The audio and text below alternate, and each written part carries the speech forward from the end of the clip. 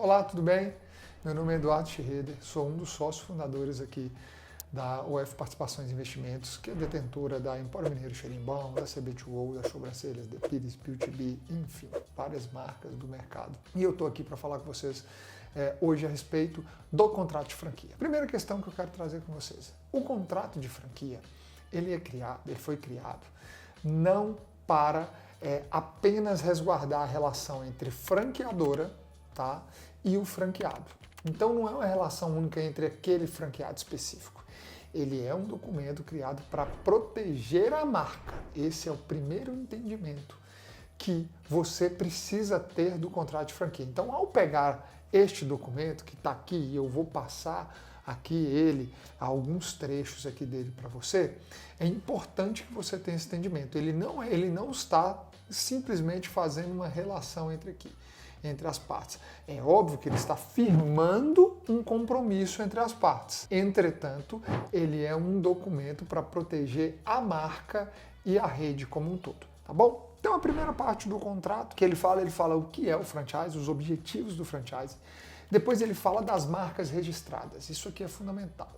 Porque o que você está adquirindo aqui? Você está adquirindo know-how e você está adquirindo o direito de utilizar uma dessas marcas. Tá? Então é importante que a franqueadora tenha muito bem feito o registro dessas marcas. E onde que está previsto isso, que a franqueadora deve ter todos os registros, deve ter esse documento? Da onde que nasce as previsões desse contrato? Da lei de franquia, que normalmente ele tem que acompanhar o contrato de franquia. Então também é importante que você saiba que esse contrato de franquia ele nasce da lei. Então as exigências que estão aqui nele não é a franqueadora que cria, é a lei que determina que a franqueadora coloque aqui. Então, primeira coisa, que esteja registrado. Importantíssimo que você receba junto do contrato a circular de oferta de franquia, que é o quê? Essa circular de oferta de franquia está lá previsto também na lei.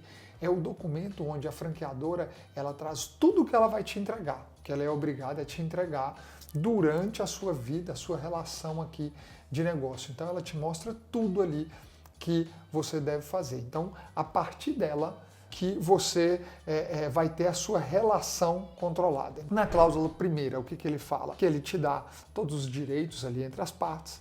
Depois ele vem falar da independência jurídica entre as partes. O que significa isso? Significa que aqui não há nenhuma relação de vínculo entre as partes. Por exemplo, uma parte deve obrigações trabalhistas, fiscais, uma outra. Não, você é dono do seu negócio. São negócios independentes. O que a marca te cede é o direito de utilizar aquela marca. No caso, Empório Mineiro Xerimbão, CB2O, enfim.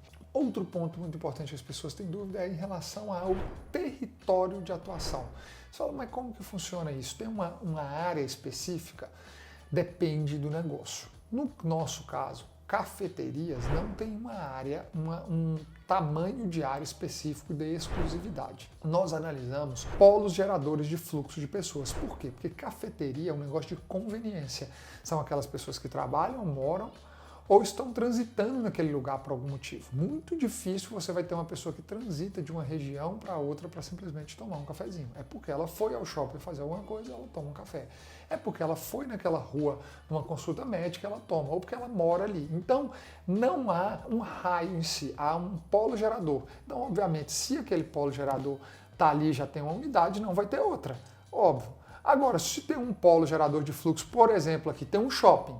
Shopping gera o seu próprio polo, gera o seu próprio fluxo de pessoas. Então, dentro do shopping é um polo. Do lado de fora do shopping é outro polo. Ninguém entra no shopping ou sai do shopping simplesmente para um cafezinho. É a conveniência de dentro ou fora do shopping. É importante entender sobre isso. Obviamente que cidades pequenas, muito pequenas, que a gente sabe que só existe um polo gerador de fluxo, obviamente só vai ter uma unidade. Então a gente respeita o polo. O bairro só tem um polo, só vai ter uma unidade. Aí você pega uma cidade como São Paulo, por exemplo, numa rua, no Itaim Bibi, que nós temos uma unidade. O próprio franqueado já quer abrir mais 2 unidades naquela rua. No Rio de Janeiro, no centro do Rio de Janeiro, na Avenida Rio Branco, nós temos um franqueado que tem 3 unidades na mesma rua, número 25, 177 e 128. Então imagina só, o mesmo franqueado, porque são 3 polos geradores de fluxo distinto. Obviamente, a gente dá sempre a preferência para aquele franqueado que já está ali para abrir. Mas se ele não quer abrir, por algum motivo, a gente acaba passando para outro, porque a gente não pode perder o polo, senão outra marca vem e coloca ali no lugar, e você aí sim vai ter um concorrente ao invés de um parceiro aliado que vai levantar a marca. Continuando, prazo de vigência do contrato. Muita gente tem essa dúvida do prazo de vigência. O contrato ele tem uma duração de 5 anos, tá? A lei também determina que eu coloque 3, 5, 7 anos, a depender. Só que no nosso caso a gente escolheu 5, mas a gente não tem nenhum custo de renovação. Você apenas avisa, quero prosseguir ou não quero prosseguir. Eu vou fazer de tudo para que você prossiga com o contrato por 5, 10, 15, 20, 50 anos, ou até quando essa marca existir, que passe por gerações e gerações, assim como vem o Boticário, já está na 3ª geração de franqueadores e de franqueados. Olha que legal, já são netos que já estão nas lojas. Então, a gente não cobra nada por isso, mas o contrato tem que haver essa previsão legal de tempo. E as condições de renovação não há custo. Você só precisa estar em dia com suas obrigações para com a franqueadora. Partindo para o próximo item, quais são as taxas, que o franqueado paga à franqueadora mensalmente? A primeira delas é a taxa de royalties. Okay? O que significa royalty? Royalty ela vai suprir, primeira coisa, a utilização da marca, porque as pessoas confundem. Taxa de franquia ela é a aquisição do know-how e o primeiro direito de estampar aquela marca. A continuidade de utilização da marca é pago pelos royalties, bem como todo o suporte que a franqueadora vai te entregar ao longo dos anos onde você estiver. No nosso caso aqui, a gente só trabalha com taxa de royalty fixa. Okay? Então, no caso da Xerimbal, R$ 2.500, no caso da CB2Go, R$ 2.000. Então, ela tem essa variação de uma marca para outra, mas é uma taxa fixa. Você pode faturar 300, 500, 120, 100, 60, independe, você vai pagar sempre o mesmo valor. A segunda taxa que existe é a taxa de publicidade, o fundo de publicidade, que é um valor recolhido para fazer publicidade para a própria rede, para vocês. No caso nosso, nós não temos uma cobrança obrigatória mensal. Como que funciona? Quando você entra na rede, você vai ver que tem uma previsão legal falando o seguinte: só será cobrado ação de publicidade em determinadas ações aprovadas pela maioria absoluta da rede, ou seja, 50% mais um. Então, isso quer dizer o seguinte: agora, por exemplo, vou te trazer o exemplo desse ano. Em novembro de 2023, nós apresentamos aos franqueados uma estratégia de marketing para o ano de 2023. Custaria R$ 640 por mês para cada unidade. Cada franqueado paga R$ 640 de janeiro a dezembro porque foi uma ação específica. Então foi apresentada essa ação específica e aí foi aprovado pelo fundo de publicidade, foi aprovado primeiro pelo conselho, porque nós temos um conselho de franqueados, o conselho aprovou, depois nós levamos para votação de todos e aí a gente teve 50% mais um de aprovação ali desse fundo e a gente passou a realizar essa cobrança, mas é um valor que é exclusivamente para aquelas ações. A franqueadora apenas faz a gestão e tem que prestar conta todos os meses daquele valor, que aquele valor é para trazer realmente mais retorno para a sua própria unidade. E no próximo ano, Eduardo, como vai começar? Como que vai ser? Não sei ainda. No final do ano vai haver de novo, junto ao Conselho de Franqueados, uma análise e se eles aprovarem primeiro essa ação para o ano seguinte e, de novo, a maioria aprovar, 50% aprovar, de novo acontece essa cobrança. Mas lembra, esse valor é em prol da sua unidade, são ações específicas que acontecem para a sua unidade. No caso desse ano são R$ 640, não é nada perante ao seu faturamento, perante ao retorno que isso traz para você. Tá? Então eu gosto de explicar essa cláusula muito bem explicada, para que não haja dúvidas no futuro. E aí você pergunta, eu estou chegando agora, quando que eu começo a pagar? Você começa a pagar a partir do momento que você inaugura a sua unidade. Beleza? Você já entra sabendo que você vai pagar a partir da sua inauguração. De inaugurar não faria sentido. Então, se você inaugurar em novembro, você vai pagar 2 meses. Se inaugurar em julho, você vai pagar 6 meses. E assim por diante, de acordo com a época que você inaugurar. Beleza? Outra questão importante é recompra de produtos. Como que funciona isso? A gente chega com essa dúvida e fala, Eduardo, como que eu vou repor meu estoque? Olha só, nós não somos uma franqueadora que exige uma compra específica, né? A gente chama de compra mínima. A gente não exige isso, né? O que a gente fala para o franqueado sempre é que você deve ter o mix de produto completo. Você não pode deixar faltar produto na sua loja. Mas vamos dizer que você está vendendo mais doce de leite com café e menos doce de leite com maracujá. Não tem necessidade de você ficar comprando a mesma quantidade dos dois. Você vai comprar uma quantidade menor, mas você precisa ter doce de leite com maracujá dentro do mix. Eu não posso deixar que você falte o produto, mas você não precisa ficar fazendo grandes reposições. E agora o de leite e café, ele sai muito, então o nosso time vai te orientar a comprar mais dele para que você sempre tenha esse produto no seu estoque. Não é uma exigência, igual algumas franqueadoras mandam, né? Fala, tá aqui, ó, seu pedido, 10 mil você tem que comprar por mês. Não é assim.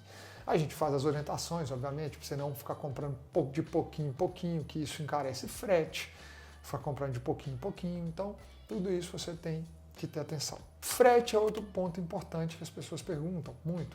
Como que funciona o frete? O frete, gente, para calcular o envio, normalmente ele é calculado em cima do valor da compra, tá? Quanto ele vai variar de 10% para baixo. Quanto maior a compra, menor o percentual que você vai pagar. Você vai ter desconto porque é uma carga maior para a mesma localização. Normalmente esse valor fica mais ou menos. Só que você não tem que pensar nisso. Nossa, 10% encarece produto. Não, no nosso caso não.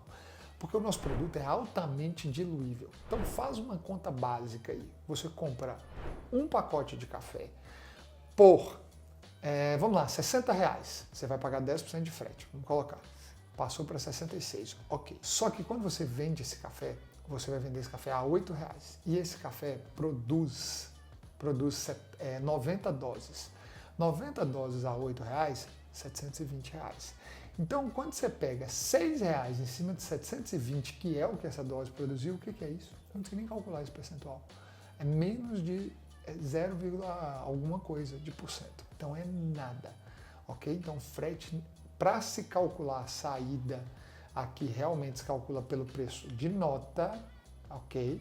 Mas para você, empreendedor, ele conta pelo preço de venda. Outras questões muito importantes que as pessoas trazem aqui. Multas contratuais. Gente, como eu falei lá no início, o contrato de franquia, ele é feito simplesmente para fazer o controle da rede, para que essa rede seja organizada, para que essa rede a marca funcione de forma padronizada no Brasil inteiro. Porque imagina, você ter uma franquia e cada um fazer o que quiser.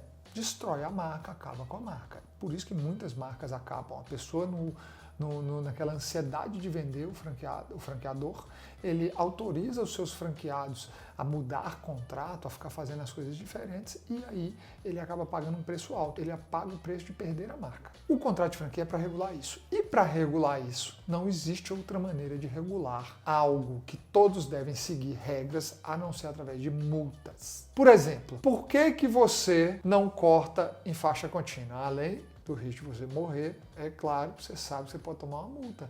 Você sabe que hoje isso ainda vai virar um crime cortar em faixa contínua? Sabe disso, tem a aprovação dessa lei aí e deve ser aprovada. Você vai pagar uma multa, e ainda vai ser um crime. Você andar falando no celular também está errado. Por quê? Porque você vai prejudicar o outro. Você é multado quando você faz algo que vai prejudicar o outro. Aqui é a mesma coisa. Se você coloca um produto fora do padrão, você não está prejudicando só a sua loja, você está prejudicando o outro, você está prejudicando a marca. Então você sim deve ser multado.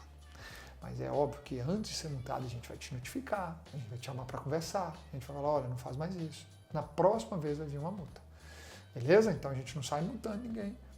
Não, mas a gente precisa ter previsões legais rigorosas para que não haja esse tipo de situação e as pessoas não saiam fazendo coisas erradas aí durante a vida dela com a franqueadora, tá bom? Então, é essa mesma analogia que eu trouxe para vocês numa multa de trânsito. Você só é multado para inibir que você cometa infrações que irão prejudicar o outro, ok?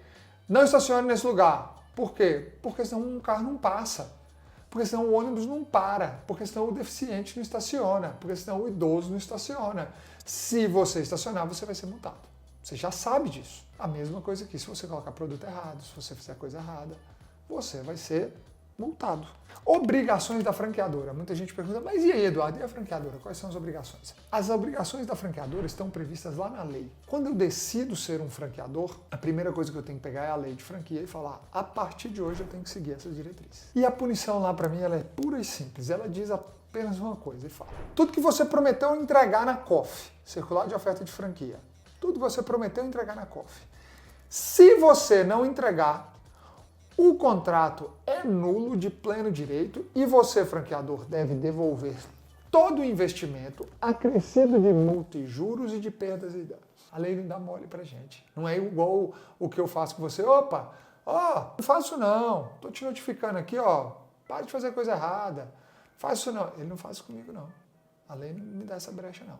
Então, franqueador, se você decide ser franqueador, eu digo para as pessoas que é o seguinte, você não tem o direito de errar, e você não tem o direito de quebrar.